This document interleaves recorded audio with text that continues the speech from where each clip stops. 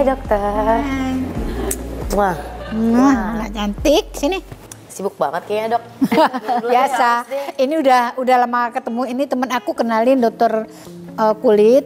Namanya dokter kecantikan, dokter Gloria Panto, sering kecantikan. Paripurna. Kode bagus. Ya pantas ya dokter kulit ya Neng. Sekarang kita ngobrol-ngobrol ya. Tadi kita ngobrol-ngobrol tentang zaman dulu yang kita buka klinik bareng. Sampai sekarang ini udah lama gak ketemu ya? Iya, kita dulu ketemu pertama kali 13 tahun ya. Udah 13 tahun kita tahun. Yaudah aku sekalian mau nanya deh. Dok, penyebab gigi infeksi itu apa sih? Itu kayak virus atau apa? Terus biasanya infeksi gigi itu nyerangnya sama orang yang kondisinya kayak gimana?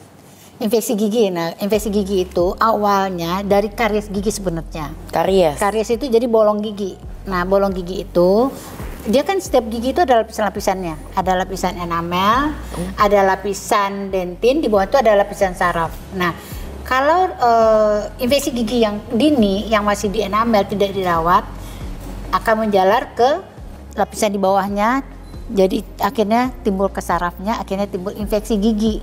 Nah infeksi gigi ini dia tidak terbatas di rongga mulut aja gitu, bisa menyebar ke organ tubuh yang lain. Kita bilang bakteremi yang terjadi gitu. Jadi awalnya dari mana? Dari karies gigi. Gitu. Itu karena kurang bersih sikat gigi kah atau apa? Bisa dari tidak bersih gigi yang tidak benar, bisa juga karena dari karies, bisa juga tambalan yang sudah lama tidak ada sekunder karies. Kebocoran di tambalan lama, atau bisa juga dari gigi yang ini, yang gigi sudah perawatan saraf lama, ternyata perawatan saraf itu kurang pas sampai ke ujungnya penambalan sarafnya, saluran sarafnya tidak sempurna, itu juga bisa menyebabkan terjadinya infeksi gigi. Nah infeksi gigi ini yang bisa menyebabkan ke organ sistemik lainnya. Dok, kan awalnya infeksi gigi itu dari mulut sama gigi. Ya. Terus kenapa dia bisa nyambung ke organ-organ lain kayak otak, jantung, kan dari mulut? Dari mulut. Jadi gini, jadi kalau gigi itu bukan hanya terbatas di daerah mulut aja. Dia itu kan ada pembuluh darah. Pembuluh darah itu kan nyambung tuh, ada spreading infeksi namanya. Jadi penjalaran infeksi melalui peredaran darah. Nah ini yang menyebabkan kenapa infeksi gigi ini bisa menyebabkan penyakit di organ sistemik lainnya. Seperti yang Fuji bilang tadi, ada penyebabkan sakit jantung, bisa jadi sinusitis, bisa tetanus. Jadi dari mulut, pembuluh darah nyambung Iya semuanya. nyambung, iya. Jadi dia seperti infeksi bakteremi di dalam darah masuk ke organ tubuh yang lain. Kalau ke jantung itu kita sebut endokarditis. Nah dia bisa juga menyebabkan ke infeksi di daerah kepala. Kenapa? Melalui pembuluh darah, akhirnya apa? Berjalan ke otak. Ada kan kalau pembuluh darah itu kan menekan nih, terjadi peradangan di organ-organ di otot di otak. Kemudian dia menekan pembuluh darah dan saraf. Itulah yang menyebabkan adanya meningitis atau penyakit infeksi di kepala. Makanya ada migrain, ada sakit kepala akibat infeksi gigi. Itu ada nggak yang sampai parah banget dok? Ada. Kepala? Ada. Apa jadi, tuh sakit? Jadi yang meningitis, dia bisa menjadi meningitis, bisa tetanus. Dari gigi juga bisa? Dari gigi. Jadi gigi itu memang benar-benar harus dirawat sedini mungkin. Sebenarnya penyebabnya apa sih? Sikat gigi yang tidak benar cuma simpel. Cuman itu penyebabnya. Itulah akhirnya terjadi karies, terjadi infeksi gigi, terjadi penyebar infeksi, spreading infeksi ke organ tubuh yang lain. Nah selain itu dia juga menyebabkan eksim gitu. Eksim juga bisa? Bisa. Nah kebetulan nih ada dokter Igo juga yang bisa menerangkan mana tuh dok proses terjadinya eksim akibat infeksi gigi. Biasanya tuh Fuji saya juga konsulkan ke bagian gigi. Nah gitu. Supaya apa? Supaya eksimnya itu bisa sembuh sempurna. Karena seringkali kan orang tuh kalau sakit eksim berulang ya. Iya. Jadi berulang itu biasanya ada faktor dari dirinya yang masih tetap ada yang merangsang si terjadinya eksim. Nah salah satunya adalah infeksi gigi. Kenapa? Biasanya kan infeksi gigi itu ada yang keluhannya jelas ya. Misalnya seperti giginya sakit, sampai timbul abses. Tapi mungkin lebih banyak juga orang nggak sadar ya. Iya, betul. Ada infeksi yang silent, yang tenang. Tapi infeksi yang tenang ini menyebabkan tubuh memiliki antibodi. Nah antibodi itu menyebabkan suatu peradangan di tubuh kita yang nggak spesifik tapi terus-menerus kronik. Sehingga nantinya juga akan menyebabkan peradangan di kulit. Karena si antibodi ini nggak bisa membedakan nih, apakah saya harus menyerang si bakteri gigi atau yang lain. Jadi kulit yang tidak salah juga diserang, terjadilah suatu peradangan di kulit yang disebut sebagai eksim. Biasanya yang muncul eksim yang kita sebut sebagai eczema numularis. Jadi bentuknya kayak koin merah, agak basah dan gatal.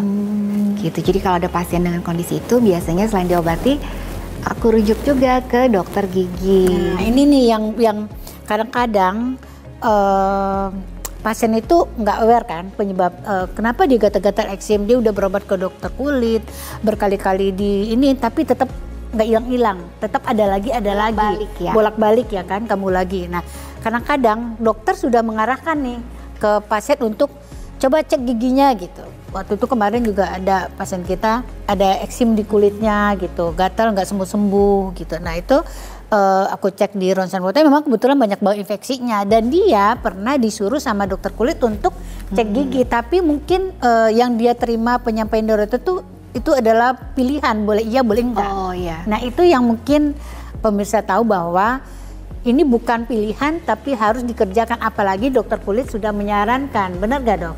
Iya. Tapi gimana sih dok, infeksi gigi itu bisa mempengaruhi ke kondisi kulit kayak eksim? Itu umum nggak terjadi? Cukup sering, ya memang tidak semua orang ya. Ya tidak semua gitu, tapi cukup sering, apalagi kalau dia berulang. Dan eksim itu kan ada banyak jenis, ada jenis-jenis eksim tertentu yang memang berhubungan dengan gigi, nggak semuanya juga. Ya. Sebenarnya nih dok, pertanyaan dari pasien dan pemeriksa juga mungkin ya, proses apa sih yang terjadi dari gigi itu, proses penjalarannya bisa sampai menyebabkan eksim? Apa itu benar dari bakteri dalam pembuluh darah atau bagaimana sih, apa sih yang terjadi? Jadi kalau ada proses infeksi kan biasanya muncul suatu sel-sel radang untuk menyikapi infeksi. Kemudian juga ada terbentuk antibodi. Nah, sel-sel radang ini dia kan ada di aliran darah dan tidak terbatas hanya di gigi saja. Seringkali dia juga berjalan sesuai dengan aliran darah tubuh, di mana kemudian saat dia mengalir ke seluruh tubuh itu juga mengenai ke organ kulit. Disitulah maka bisa muncul juga di kulit yang jauh dari sumber infeksinya, kan gigi di jauh ya di mulut.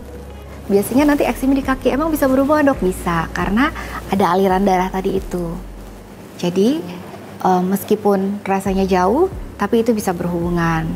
Oleh karena itu, kalau misalnya dokter sudah suggest mesti ke dokter gigi, nah itu harus dilakukan supaya sembuhnya bisa optimal, tidak kambuh lagi. Dokter, siapa sih yang lebih beresiko untuk kena penyakit kulit kayak eksim dari infeksi gigi? Itu ada faktor kayak imun yang lemah kah, atau usia yang udah tua, atau apa? Pertanyaan Fuji bagus banget dan seru banget nih. Tapi kita akan jawab setelah yang satu ini.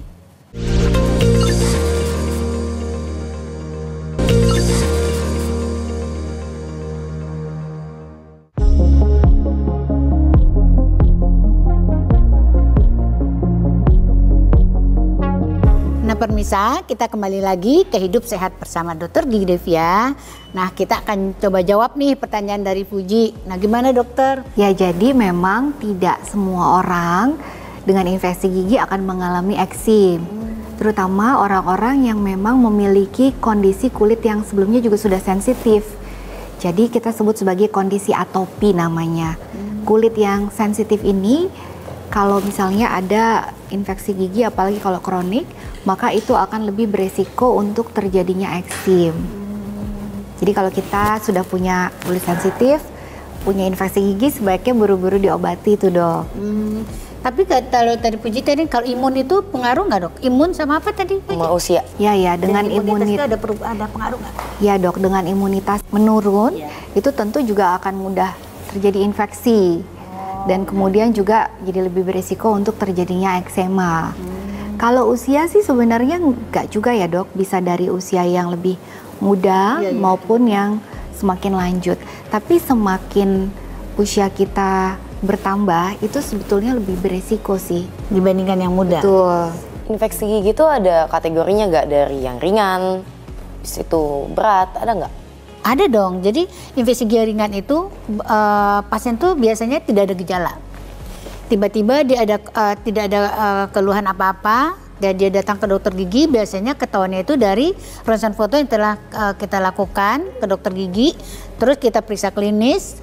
Yang paling menentukan itu di saat kita lihat dari ronsen foto. Nah, banyak ketahuan infeksinya itu, dia tidak tahu nih yang ringan ya. Kalau yang ringan itu dia tidak tahu karena tidak kelihatan dan tidak ada gejala di pasien itu.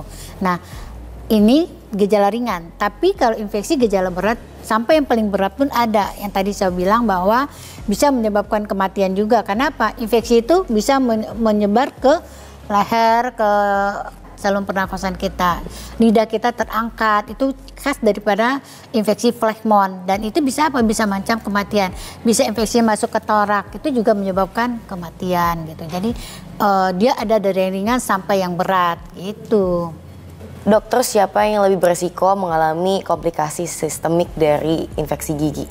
Infeksi gigi yang disertai dengan penyakit sistemik itu biasanya lebih sering pada pasien-pasien yang HIV, yang bermasalah dengan daya tahan tubuhnya, terus pasien-pasien dengan diabetes mellitus yang cukup parah. Berarti ada faktor-faktor lain ya? Ada faktor lain, jadi yang memperberat ya. Jadi infeksi itu akan diperberat apabila dia ada kelainan sistemik yang udah menahun. Jadi sebelumnya dia udah ada riwayat penyakit juga, jadi itu makin berat ya? Makin memperberat kondisinya.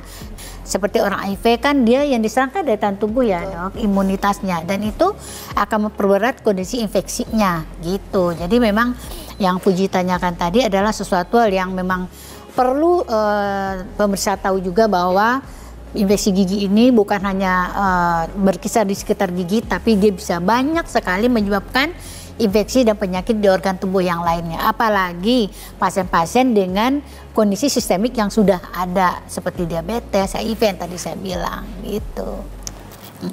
Terus dokter, kalau misalnya kita kena eksim karena infeksi gigi, perawatan khusus apa buat nyembuhin itu atau bikin itu tuh jadi cepat sembuh gitu loh? Sembuh udah nggak balik lagi gitu ya. Yang pertama tentu harus diperbaiki penyebabnya, jadi ke dokter gigi juga. Iya, betul. Lalu yang kedua untuk perawatan kulitnya, dokter kulit biasanya akan memberikan anti radang. Anti radang misalnya steroid, misal yang dioles ataupun yang diminum. Lalu kalau dia basah, biasanya dokter juga akan berikan kompres. Jadi kompres dengan air infus dan kasa untuk supaya terangkat kotorannya dan kemerahan bengkaknya juga berkurang. Setelah itu biasanya dokter juga akan memberikan pelembab karena kulit yang kering itu cenderung untuk mudah terjadi eksim. Jadi selalu diberikan pelembab, nanti jenisnya akan disesuaikan dengan seberapa kering kulit si pasien. Nah, memang eksim ini tadi dokter Igu udah bilang bahwa disembuhkan dulu penyebab utamanya. Jadi akan sangat tidak ada manfaatnya tadi obat yang diberikan tidak akan memberi dampak kesembuhannya maksimal kalau penyebabnya tidak diatasi. Nah, kita udah tahu nih penyebab eksim di kulit itu penyebabnya kan macam-macam. Bukan hanya dari gigi, ada faktor lain. Betul. Nah, kalau dokter kulit sudah menyatakan penyebabnya kemungkinan dari ada infeksi gigi, kalau infeksi giginya tidak diatasi, eksimnya tidak akan sembuh-sembuh sampai kapanpun. Walaupun minum obat seperti apapun dikasih dokter kulit nggak akan sembuh. Tapi gimana cara bedainnya kalau misalnya eksim kita itu dipicu sama infeksi gigi, tapi kan bisa jadi dari faktor lain. Gimana cara bedainnya? Biasanya kita lihat dulu nih, ini pasien tipe eksimnya yang seperti apa. Nah, kalau memang tipe eksim yang berkaitan dengan infeksi gigi, misalnya tadi dermatitis tumularis, biasanya kita akan tanyakan nih checklist, Bapak, Ibu, apakah ada keluhan misalnya gigi berlubang atau pernah sakit? Sebenarnya nggak cuma di gigi, tapi bisa di organ lain. Misal kalau perempuan ada keputihan. Jadi infeksi-infeksi non spesifik memang, dok. Jadi kalau kelihatan ya, dok.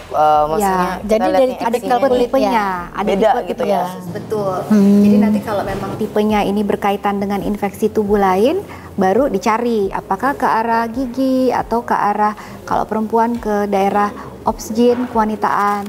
Nah, kalau si pasien memang nggak ada ya, dok, kayaknya saya nggak punya, tapi ini eksimnya sering kambuh. Nah, tetap biasa dokter kulit, kalau begitu Bapak Ibu coba ke dokter gigi untuk eksplorasi lagi. Kalaupun tidak ada keluhan, saya mau pastikan bahwa memang giginya dalam kondisi sehat. Jadi penyebab eksim berulang ini bukan dari gigi. Kalau memang dari gigi ya diobati. Tapi apakah semua infeksi gigi itu bisa memicu eksim atau cuman kasus tertentu aja?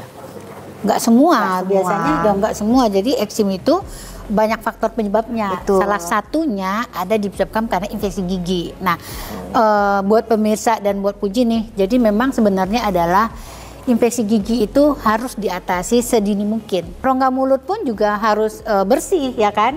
Dari kotoran, dari karang gigi, karena itu juga bisa menyebabkan eksim, bukan hanya karies dan infeksi aja ya dok. Rongga mulut yang kotor pun juga bisa menyebabkan memicu untuk terjadinya eksim, benar ya dok? Betul. Tadi dokter bilang kan? Jadi kalau kulit yang sehat itu sebenarnya cerminan dari kondisi tubuh yang sehat. Jadi kalau ada kondisi tubuh salah satu organ yang sakit, itu biasanya tercermin juga dari kulitnya. Iya, iya betul. Jadi kalau kita ketemu orang nih kelihatan kulitnya bagus nih, biasanya cerminan tubuhnya sehat juga. Iya, ya gitu. Oh gitu, aduh seru banget sih topiknya. Tapi sebenarnya aku tuh datang ke klinik ini, aku tuh pengen bleaching gigi. Oh iya, sampai lupa. Gigi aku tuh agak-agak kuning, aku sering ngopi. Iya, iya, Biar betul. faktor lain lah. Bisa nggak dok? Bisa dong. Jadi memang kita kelupaan nih. Saking serunya ada Dokter Igo, jadi kita ngobrol terlalu lama ya. Tapi nambah Kita ilmu. langsung- Iya dong, bermanfaat ya buat kita dan pemirsa sekalian. Oke, yuk kita langsung yuk. Yuk, Dokter Igo. yuk. Yuk ya. Yuk. Oke. Aduh.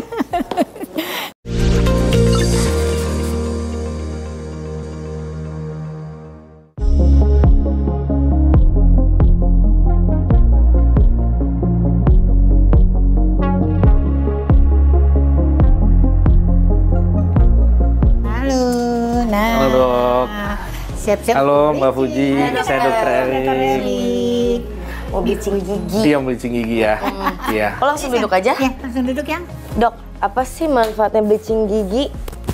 Manfaat bleaching gigi ini kan supaya gigi kita lebih sedikit lebih putih dari yang awal dasarnya giginya Fuji gitu. Tujuannya supaya biar lebih fresh aja ya, Dokter Betul, Erik Dok. ya. Biar lebih putih Iya, gitu ya, lebih biar putih, lebih iya, segar. lebih Terus segar. ada efek sampingnya nggak kalau misalnya aku bleaching? Nah tuh Dokter Erik gimana dok? Ada efek samping nggak sih? Ya, jadi dengan pola kita makan, pola kita minum, itu pasti ada zat warna nempel di gigi kita. Nah, salah satu manfaat bleaching itu adalah kita menghilangkan si zat warna itu. Selain menghilangkan zat warna itu, gigi juga kita memutihkan gigi dari warna aslinya. Efek samping ada kalau tidak dikerjakan sama tenaga yang kompeten. Dan juga kalau kita menggunakan bahan yang nggak sesuai. Nah itu bisa dicegah efek samping itu dengan ya itu tadi yang mengerjakan harus yang berkompeten dan menggunakan bahan dan alat yang sesuai. Kalau udah bleaching gigi, seiring berjalan waktu, lama-kelamaan warna giginya balik lagi nggak? Warna gigi yang asli yang Iya, tadi yang habis kayak bleaching. agak kuning kayak gitu, itu balik Biasanya terpengaruh ke makanan ya Dokter Erik. Betul, Kalau memakan yang berwarna, misalnya yang mengandung kunyit, teh atau kopi, dia pasti balik lagi. Jadi memang bleaching ini memang harus orang-orang yang agak konsisten dengan pengen putih lagi ya. Nggak apa-apa Mbak, ya. Pantes jadi agak nguning gara-gara musim Kuning ya, ngopi. ya, ya. Memang seiring berjalannya waktu pasti dia akan kembali ke warna asal. Ya. Minuman manis ya biasanya ya? Minuman berwarna biasanya, betul. Kayak kopi, teh, soda gitu. Kunyit, Ya, betul. padang. Nasi padang. Kegemaran ya. Jadi memang warna gigi ini walaupun Puji tidak makan yang berwarna atau apapun itu dicegah, tapi suatu saat dia akan balik lagi ke warna asli, benar nggak Dokter? Betul, betul, pasti. dia akan Apalagi kembali. dipercepat dengan ya makan makanan tadi yang berwarna, Ya. ngopi, teh dan Ya, kunyit ya. itu akan mempercepat kembalinya warna gigi ke warna gigi asli, tapi tidak menjadi lebih buruk daripada gigi yang tadi warnanya. Misalnya kan ada deretan warna nih, warna satu, dia tidak akan berubah menjadi warna yang lebih buruk nomor 3 gitu misalnya, nggak gitu.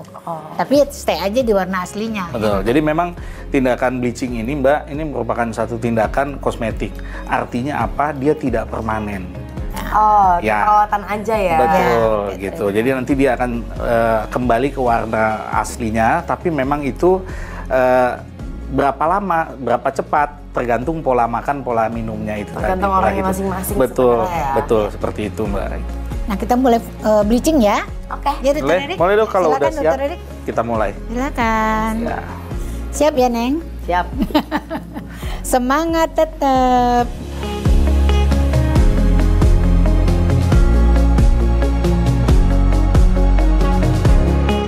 Mbak Fuji, sebelum mulai kita scaling dulu ya, biar bersih rongga mulutnya, gigi-giginya, baru nanti setelah dibersihin, baru kita masuk ke proses bleachingnya. Oke.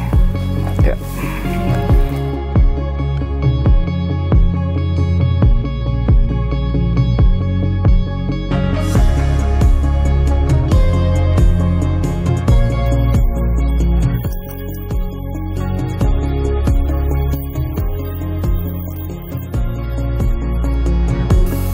Nah sekarang nih udah mulai, dimana sebelum bleaching kita harus bersihkan dulu karangnya seperti tadi Dokter Erik bilang, supaya tidak ini kan bleaching ini kan dia penetrasi ke dalam gigi.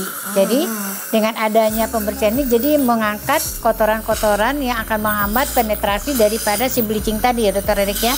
Nah ini juga aman dilakukan berulang-ulang tapi dengan jarak waktu yang biasanya agak jauh, 6 bulan atau setahun sekali. Jadi nggak boleh sembarang bleaching ya, bleaching di tempat-tempat yang bukan di dokter itu, karena orang banyak bahan-bahan di luar sana yang dijual dengan konsentrasi yang tidak mengikuti standar medis.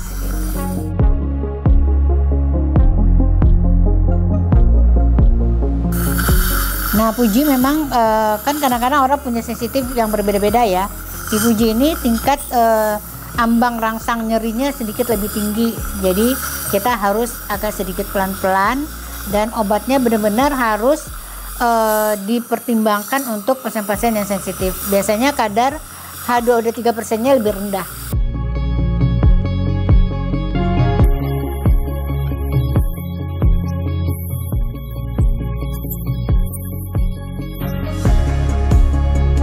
Oke, sekarang kita masuk ke proses bleaching. Kita akan pasang cheek retraktor untuk mempermudah pengerjaan kita.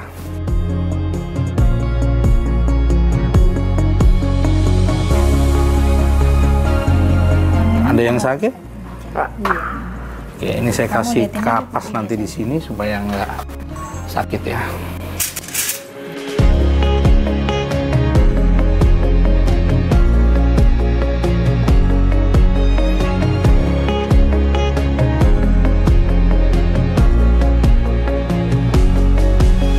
Oke, kita udah selesai Mbak Fuji. Alhamdulillah. Mbak Fuji boleh kumur. Udah ya. Ini hasil bleachingnya bertahan berapa lama dok? Kalau misalnya Mbak Fuji pola makan, pola minumnya bisa yang menghindari yang warna, terus juga yang soda, bisa lama sih, bisa tahan lama. Ya, kurang lebih setahunan lah. Ya. Lebih bagus lagi tuh setahun. Terus tips untuk mempertahankan warna bleaching gigi apa? Itu tadi, hindarin yang makanan minuman berwarna, terus juga soda seperti itu. Jadi nggak boleh makan yang warna-warnanya yang kuning, yang kayak kunyit, soto tuh yang kunyit gitu, dihindari. Kalau minum mungkin Puji bisa pakai sedotan ya. Boleh, jadi nggak kontak langsung, yang penting boleh minum asal nggak kontak dengan gigi. Gimana cara pakai sedotan? Mungkin itu salah satu cara menghindari ya. Ya. Oke, aku berarti udah selesai kan dok? Udah selesai Mbak Puji. Ya. Udah bagus, aku mau lihat dong. Boleh ini. Iya jauh lebih cerah ya gigi aku sekarang. Nanti untuk warna maksimalnya di hari ketiga biasanya Mbak. Di hari ketiga malah lebih putih. Lebih putih dari sekarang. Jauh lebih bersih sih sekarang. Iya. Makasih dokter, makasih dok. Iya. Nanti kalau ada efek sedikit ngilu, sensitif, jangan khawatir, itu dia nggak permanen. Oke, jadi awal-awal doang. Ya, nanti lama-kelamaan dia akan hilang sensitivitasnya. Oke deh, kalau gitu aku pamit ya dok. Oke Mbak Fuji. Oke dok, aku pamit ya. Sayang, bye-bye. Bye-bye. Ini terima kasih. Dadah.